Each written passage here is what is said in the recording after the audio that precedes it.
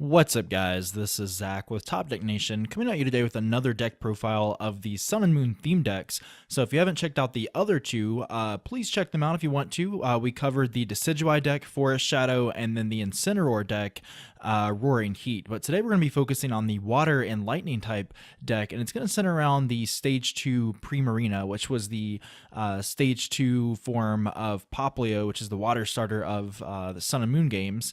And this one's called Bright Tide, I believe. So it's going to be focusing around water types and a few electric types as well. So yeah, before I jump into it, like I said before with the other two theme decks, a lot of times theme decks are just kind of centered around younger players and kids or even beginner players and things like that. But I really like this one, actually. I would probably say it's probably tied for the best of the three. The more I looked at it and everything, maybe second place or so, but I really like it. And honestly, all of these theme decks bring in a few of the, staple cards and cards that are probably going to see a little bit of play. They don't give you a whole lot of counts of them. They don't give you like 3 or 4 of the cards.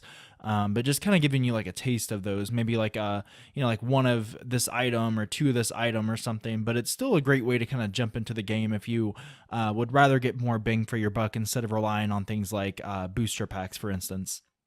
So we're gonna go ahead and jump into it. So looks like we have a few colorless types here. So we've got a 2/2 Herdier line. So Lillipup isn't all that great. I mean, it reduces damage. It looks like it does 20 more damage your next turn, so not too bad.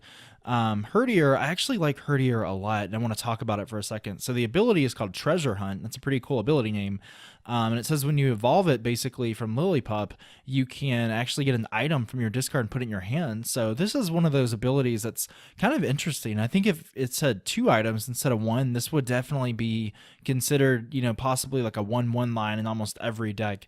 But, later on, this might be pretty good. And you have to think an expanded, which is the other format we have. Right now it's black and white on, but it could rotate later on. It could be, black and white 2 on, which is, I think, boundaries crossed on next year. You never know what it's going to be. But this ability is actually good because maybe in expanded, you have the Stoutland with the ability that actually locks your opponent from playing supporters. So, I mean, this can make it easier to get out Stoutland. If you have Herdier, you can treasure hunt for Rare Candy, you can treasure hunt for a Verse Seeker, for a Battle Compressor to put stuff in the discard, and maybe even chain these, get a bunch of Herdiers out. But in Standard, I've kind of forgotten what the Stoutland does. I don't think it's really noteworthy, but I think the ability is why you should kind of keep this deck or keep this card in mind. It could see play later on, so keep that in mind. We see 2 Spearow, but no Fearow. It's kind of strange how they do that. It has an attack called Peck Bugs. So if you're going against a grass deck, it could be okay. It'll be doing 40 for 1. Again, you can put Fighting Fury Belt, Choice Band, whatever. But, the idea that I would have with it is I think there's a Fearow promo from Roaring Skies. And with Roaring Skies, this promo, I think it has the Delta evolution trait where you can evolve right away.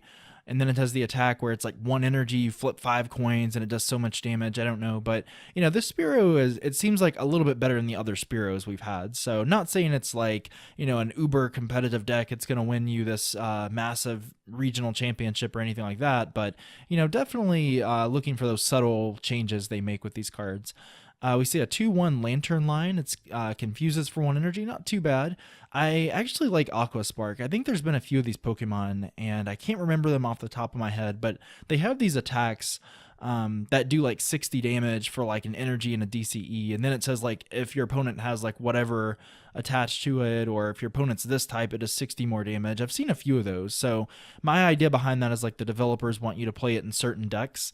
In this deck, for example, it looks like maybe some kind of water deck could actually use this to, be a counter to itself, or, another deck that might kind of emerge later on. So a lot of cards may not seem great right now, but maybe a year or 2 from now, they might be staples in certain decks. We see 2 Toga Demaru. I guess that's how you pronounce it. Defense curl, you flip a coin, it prevents damage, decent, but discharge is really interesting. Discard all lightning energy. It does 30 damage for each energy card discarded this way. So this is really interesting. Unfortunately, it wouldn't really pair well with Electrode. That's kind of the first idea that comes to mind, because Electrode has that Bazap ability. You knock itself out, and then you get to attach a special energy. Electrode counts as 2 energy, but it's saying for each energy card, so probably not the best way to play this. You do have Magnezone out right now. Magnezone does 30. Let me think. Yeah, it has the ability that says you can attach as many lightning energies per turn as you want. But again, I mean, you're gonna to have 6, 7 energy to really knock out something like, like a Mega Pokemon or an EX with a Fighting Fury Belt. So not terrible. We'll have to see how this goes. This could definitely be good later on. I think Vikavolt lets you attach energy from the deck. I'm not sure, but you never know. It could be good. And then Lurantis, of course, things like that. Corsola, search your deck for up to 2 basics. Call for Family, we've seen it before. Emolga was in, I want to say, Dragons Exalted and then reprinted in Legendary Treasures.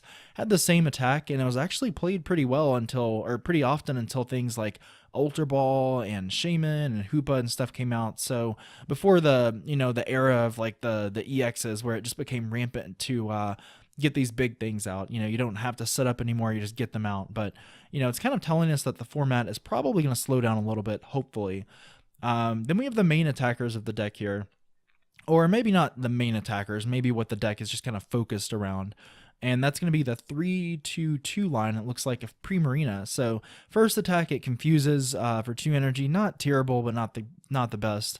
Sparkling Aria does 100 and you heal 30. So this isn't quite as good as the other 2 that I reviewed. The Forest Shadow, I think it had Decidueye. I mean, you can get him out the first turn using Forest of Giant Plants. And then Incineroar had an attack for 3 energy where it was like flip 2 coins is 100 per head. So, I mean, you could actually do 200 damage with that. So healing 30 isn't terribly relevant. I think your opponent's going to knock you out in 2 turns anyway. But, it is something to keep in mind. You could use it with like Rough Seas or, some other cards, Super Potion, Fresh Water, things like that. Let's see here. We have a 2-1 Golduck line, and this Golduck has actually seemed a little bit of hype, and I do like this Golduck. Scratch is kind of bad, but Double Jet is what you're looking at. Discard up to 2 water energies, and it does 60 times the number that you discarded. So, in some ways you could think of it as kind of like Greninja, I guess, but not so much. But doing 120 on your second turn for a single energy, that's really good. Chances are it's pretty easy to have energy in your hand. You've got Fisherman, you've got energy retrieval. So the problem isn't having the energy in your hand so much as just kind of getting them out and doing the damage. So this could definitely be good. It's good against things like Volcanion. If there's any other fire decks that kind of emerge, it can one-shot a Shaman for 1 energy. So you may even play it with Greninja or something. You never know. It does have free retreat. Keep in mind, when I mentioned that there's a lot of subtle things you have to look for in these cards, free retreat is definitely one of them, and so is things like weakness and resistance. But that free retreat can make all the difference. It can make it splashable in a lot of decks. And then we have a 2-1 Cloyster line. It looks like, Headlock isn't that horrible of an attack. It is a stage 1. It looks like they're giving water types quite a few of these like bulky stage 1s. It has 120 HP. And Headlock, you benefit either way. It looks like you either do 60 for 2 energy or you paralyze your opponent. So not bad. A third attack, not so great, I guess, but it's kind of interesting. I like those attacks where either way when you flip, you kind of benefit. So, and then lastly, as far as our Pokemon go, we have Wingull. And again, there's no Pelipper, so it's kind of weird why they do that. I guess they wanted to just cram in a lot of these Pokemon that kind of stir up this idea of like the Alola region. It's tropical and everything, but it's got Roost, you heal 30 and it can't retreat, so that's a very strange attack. I'm not really sure what Pelipper does, but I can definitely check it out, I guess. As far as our trainers go, if you've watched the other 2 videos, they are basically going to be the same trainer counts. You've got energy retrieval, nest ball, all that stuff. As I said, Nest Ball and Timer Ball are probably my favorite cards in the set because being able to free search is always a good thing. You remember the era of like Darkrai and Team Plasma decks and stuff. Being able to use Nest Ball and just getting out basics at no cost is really good, especially later on. Next year we're going to be losing Verse Seeker more than likely. So we're going to have thicker supporter lines and things like that. We're going to be losing Shaman. So having to discard your supporters away and not getting them back is really bad. So maybe next year Nest Ball might become standard in a lot of these big basic decks. And the same goes with Timer Ball. I mean, Timer Ball is kind of replacing Level Ball, Heavy Ball in some ways. Any deck that can, basically get evolutions out, this is the card you want to play in it, like the Decidueye deck we featured, and I'll link that in a card in the video. But, Timer Ball can make a huge difference, getting 2 Pokemon out, evolving into stage 1s really quickly, stage 2, so I really like it a lot. Ultra Ball is just standard, of course. And then our supporters, again, Hal is very vanilla, draw 3 cards, but it could be good later on just because, eventually we're not going to have this super quick format. We're going to lose Professor Sycamore eventually. We're going to lose N and Shaman and Trainer's Mail. So, Hal is going to be pretty decent later on. I hope the format slows down because generally I think those are more fun formats because it's not whoever can get set up in like 1 or 2 turns and kind of overrun your opponent. It's really a more skill-based format and allows you to actually play more tech cards and thicker supporter and evolution lines. So really looking forward to that. And the same with Lily. I think Lily is actually way better than Hal, especially if you are, opting to play Ultra Ball or something. You can draw more cards. If it's your first turn, you get an even better effect. So I think it's really good. And then Professor Kukui, of course, like I said, it's probably going to replace Giovanni's Scheme in a lot of decks right now, just because you're getting a dual benefit. Not amazing. It really depends on the deck you're playing it with. If you're short 20 damage, maybe you're using like a Mega and you can't bump it up any other way, like you can't play Fighting Fury Belt. I mean, this could be the way to do it, but it's just hard to say for sure. You'd have to still rely on your Shamans and stuff to draw more cards to kind of balance out the fact that, you are using your supporter for the turn. And then finally here, we've got 20 more energy. And again, that's a ton of energy, way more than you'll ever need. I mean, most of your attackers take 2 or 3 energy. You're already playing energy retrieval. Why is a third of this deck energy? Again, I'll never understand that. I wish they would cut it down to like 14 maybe and add some more cards, more supporters. They could basically double the supporter line and make the deck even better of a value because energy cards are really just a few cents a piece. Anywhere you go online, like TCG Player, Troll and Toad, wherever, they're really just kind of dirt cheap. So that's really my biggest word of advice to the Pokemon Company. Just try to make it a bit more bang for your buck. But overall, this is going to be the theme deck, guys. It is called Bright Tide. It is in stores now. I think it's like $12.99, so about $12-13 at your local Walmart or card shop or Target or wherever. But, I do like it. It's a pretty average deck, so probably about 3 out of 5 or so as far as theme decks go, maybe 3.5. But, I originally said the Fire deck was probably the best, but this one is almost just as good. I mean, Herdier, that ability is really, really good. I think it might see play pretty soon, maybe a year or 2 from now, I don't know, but the ability itself is good. It's just that the format is kind of quick right now. Lantern might see play, of course, so there's a couple cards already. I'm trying to see what else might be playable. Golduck, of course. Golduck might actually be a nice budget deck. It's hard to say for sure, but, doing 120 for 2 energy is really good, and you can pair that up with anything. Maybe you pair it up with, like, Decidueye for extra damage or Greninja or something, so pretty good. And then, of course, you're getting a bunch of these staple cards, these trainer cards. If you're new to the game, Nest Ball, Timer Ball, those may end up being $1-2 cards. So, I mean, it might be worth picking this up if you just absolutely want to start playing the game.